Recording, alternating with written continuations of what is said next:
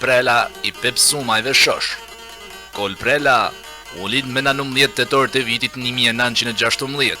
Ishte arsimtar, organizator i lëvizjes antifashiste dhe deputet në Asamblen Kushtetuese me të quajtur Kuvendi Popullor. Kol Prela lindi në shtëpinë e Marashdhemes, ishte i biri i Prelgjokës dhe katës së Vat Gjeloshit. Kola nisi kolegjin Saverian në vitin 1923, ku mori mësimet nga Dom Dremjeta. Në vitin 1932, nis gjimnazin e shtetit, ku merrti ftesën e pjekurisë në tegën klasike.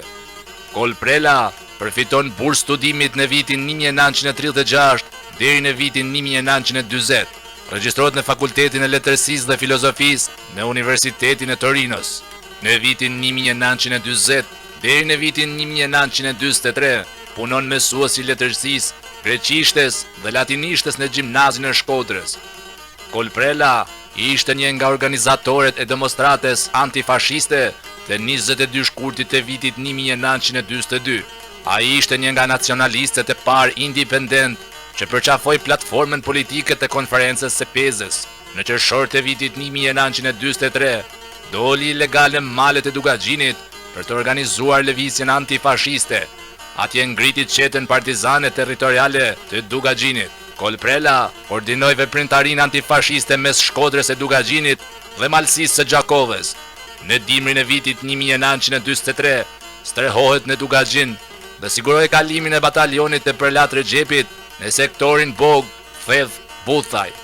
Në vitin 1944 në Shkodër ishte përgjegjës i seksionit ekonomik dhe për 2 muaj drejtori normale së Elbasanit deri në nëntorin e vitit 1945.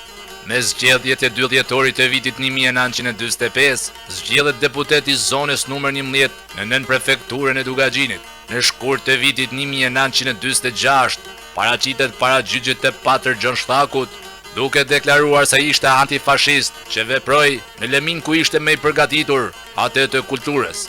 Pas lëvizjes së Posrribes, arrestohet me 14 shtator të vitit 1946 me akuzën e themelimit të një partie demokristiane në bashkëpunim me klerin katolik. Kol Prela pushkatohet me 13 prill të vitit 1948, pa i ditur varrin ende edhe sot.